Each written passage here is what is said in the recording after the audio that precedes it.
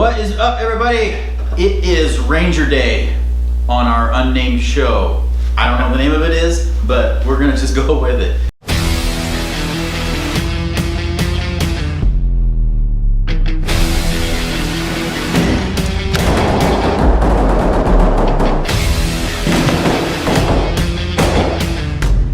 Where? So we're talking Rangers today, how to become a Ranger in the National Guard. Some people didn't know how that's even a possibility. So you could be Ranger qualified. I don't know much about it, so I reach out to the people that I know that know about all that kind of stuff. So I want to introduce Sergeant First Class Gomez. He is been in the military now for 19 years in the National Guard. He's got 3 deployments under his belt. Holds multiple jobs within the National Guard. 19 Kilo, which is a tanker. Yeah. Got 31 Bravo, military police. Yeah. And 79 Tango recruiter. Yeah, that's what I do now. And that's what you do now. So you are full-time in the National Guard. Correct. Full-time opportunity, awesome. You are Airborne Ranger qualified. Yep.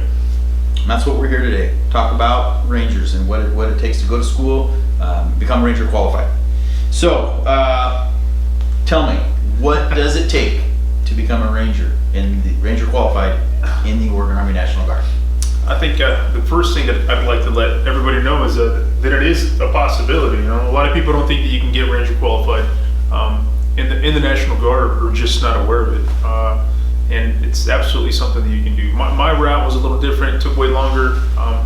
Hopefully, this will allow you to do it, way sooner. I guess my advice would be, first of all, to choose some type of combat arms MOS. It's open actually to everybody. It's considered, the Army's like premier leadership school. Okay. Advanced infantry tactics, things like that. But it doesn't matter really what your MOS is. Anybody can go to Ranger school. Now, it is definitely way more accessible to somebody that's going to be combat arms, specifically someone that's going to be an infantryman. All right, if you're 11 Bravo, something that you really want to do, I think the best advice that I can give you is go that route. Join as an infantryman or some type of combat arms job. But 11 Bravo, in my opinion, is the way to go. That's going to get you there the quickest. Kind of blend together a little bit. It is because what those companies have, those battalions have, is those leadership positions. They want them to be Ranger qualified. Right? Leadership school, sure. Yep, it's a leadership school. So all the stuff that you learn there, you bring it back to that company, and you pass it down to your troops, right? That's one of the things I do like about the National Guard. They do encourage you to go learn more, so they send you to more military schools because of that exact same reason. And we're part-time, so even in your civilian world, you're going to go out and do whatever you do during your normal month, but in the drill weekend, you're going to come back and share all that experience with us and everybody else that's there. The more the schools that we get to send you to, Ranger School, Airborne School, Air Assault, all these different things. Last episode we talked about snipers, same thing. You go and get qualified on all that, you can bring all that knowledge back and share with everybody.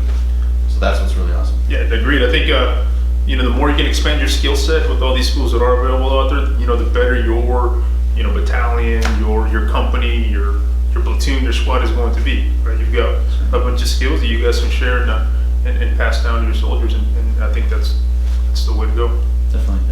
So, okay, we got somebody that's sitting at home that's watching this that says, hey, you know what, that's cool. I didn't know I could go to Ranger school. I'm interested in that. I joined as an 11 Bravo. We figured that one out. We're an infantryman. We get back and we want to go to Ranger school. What is the process? What is the steps to actually get into Ranger school, and what happens while you're there? Okay, so the quickest way would be, if you're like a super top performer, you can actually go straight from after you're done with your training at Fort Benning as an infantryman, and they can pick you up from there. So like the Warrior Training Center, which is run by the National Guard in Fort Benning, if you do well, they actually now are grabbing a lot of our infantrymen that are top performers at training, and they will offer them an opportunity to go to a pre-Ranger course and then to Ranger school.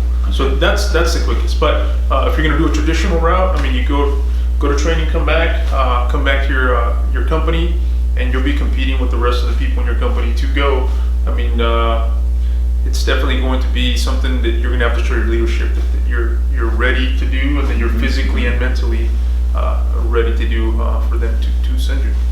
Physically, you talk physically. We talking Sergeant Sullivan physically. We talking Sergeant Gomez physically. Well, you know, there's actually a physical fitness test, physical fitness standard that they want you to meet. So instead of your 2-mile run, your 2 minutes push-ups and 2 minutes of sit-ups, you will be required to do 5 miles in under 40 minutes. You'll be required to do 49 solid push-ups all the way down, all the way up, 59 solid sit-ups, and you'll also be required to do 6 chin-ups. All right, so this way, not pull-ups. What? So that's the physical standard. That's the actual physical fitness test that you'll take while you're there. You have to run 5 miles. 5 miles, yeah. 40 minutes I'm or out. less. I'm out. But you know what? Yeah. So physically speaking, that's the standard that you have to meet. Nice. Okay. You get accepted for training. They pick you up. How long does the training last? So in the Guard, you have to do what's called a pre-ranger course. Okay. Now, you'll go through the one that's in Fort Benning, Georgia, which is the Ranger Training and Assessment course run by the Warrior Training Center. You'll be there for 2 weeks. It mirrors the Darby phase, which is the first phase at Ranger School. Once you complete that, you pass that, then you go on to Ranger School, which is 62 days. 62 days. 3 phases. Yeah. Good times. Fun times. Okay. Videos and stuff that's out there. If somebody ever wanted to see what it's actually like and the things that you do, weapon systems, the actual training that you get your hands on and do. Have you seen any good documentaries, Netflix shows, anything that somebody could watch? Absolutely. There's a lot of stuff out there that you can pull up. Get on YouTube. There's a lot of videos of Ranger School. It's a good idea to check things out like this, because I think kind of mentally prepares you. Not to say that a video will, but I mean, just so you have as much knowledge as you can have before you go. Some of the big things, Sergeant Sullivan, I think, is the lack of sleep, and you're going to be burning way more calories than you're taking in. So if I can give you some advice, is hey, be prepared for very little sleep and not enough food. Right? So as an example, I guess I went in at 196 pounds. I'm 6 foot tall, so 196. When I got out, I was at 165. All right, so I lost 31 pounds. Oh my goodness. Right? So that's one of the big things. If you go through Ranger School, it's pretty well known that you're going to drop a lot of weight because you're not sleeping and you're not getting enough food. Do they at least give you your coffee in the morning? No, there's definitely not coffee in the morning. I'm out. So, I mean, you do get fed while you're going through these phases, and then there's a phase where you're actually out in the field doing your patrols, which is what you get graded on, and that's when it's physically and mentally the toughest, because you're constantly going on. You're not getting enough food.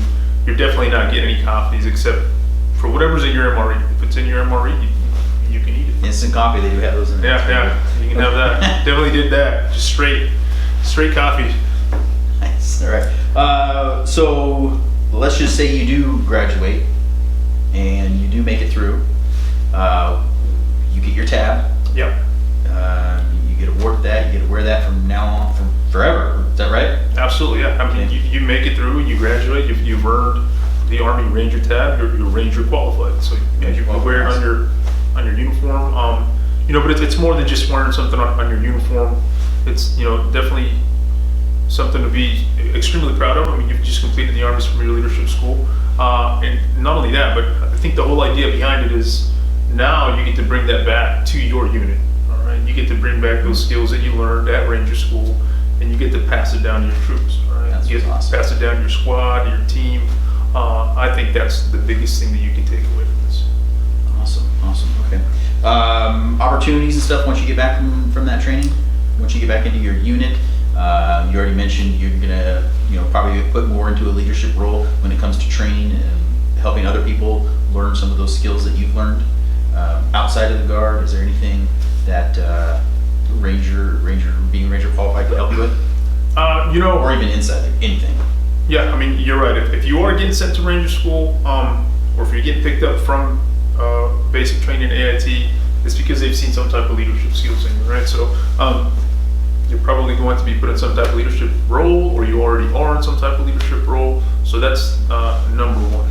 As far as opportunities that are available for you out there, I know that within the National Guard, we do have the Warrior Training Center in Fort Benning, Georgia. They're always looking for people that are motivated soldiers that are super squared away that would be interested in possibly becoming instructors over there. So I see those coming out all the time from them. That's one option, and just honestly, the prestige and the heritage that comes with it, in my opinion, is the big thing. Nice. All right. Advice that you'd give to somebody again that's sitting out there that, or I guess they've already decided, hey, this is what I want to do. Maybe they have family members. This is a heritage thing that they want to carry on within their family, and they want to go and they want to become Ranger qualified, like maybe their parents, their grandparents.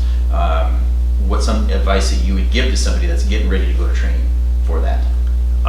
The advice would be prepared to be challenged. All right, it's going to be a huge challenge, mentally and physically. All right, physically, you're going to get your butt kicked. Okay, like I mentioned already, you're not going to get much sleep. You're not going to get enough food. Okay, but I think mentally, you're going to get just as challenged. Right? You're going to be put in positions that maybe you've never been in. So be prepared for that. All right? Also, be ready to work your butt off, and don't quit. Okay. Most people don't make it through Ranger school, on the first try. There's 3 phases. You're in Fort Benning for the first one at the Darby phase. You're in the mountains in Georgia for the mountain phase, and then you're down in Florida for your final phase. So it's okay if you recycle one of those where you have to do it again. Just don't quit. Right? It happens to the best of us. So just don't quit. Be ready to be challenged physically and mentally. Sure. Okay, awesome. Well, some good advice there. We've got some weapon systems behind us. These are typical weapons that you use while you're at training? Yeah, I mean, you do this. We have here just a base model M4. The reason we have these out here is because it is definitely something that you're going to be involved with when you are going through Ranger school. There's going to be, weapon systems that you'll be responsible for while you're there. We pulled out the 240. This is a Lima version. It's not a Bravo. Just got the condensed collapsible stock. Belt fed. It's a machine gun. And a shorter barrel, but yeah, this is my favorite weapon. That's why it's out here. It's going to be the heaviest weapon system you do have through Ranger school. And if you are going to Ranger school, be prepared to be very proficient in your 240 Bravo, your 249. Your M4, be doing some work with some claymores. So, it's always good to brush up on all of this stuff because you do get graded on this when you're going through and doing your weapon stakes portion of Ranger school. Nice. Okay. And yeah, we got a video shows some night action here going on. We do because firefights. That's a huge part of Ranger school too. A lot of the missions that you're doing at night. Okay, so you're wearing your night vision. And it's something that you'll get pretty comfortable with while you're there. So check it out. Okay, so let's take a look at this. Okay.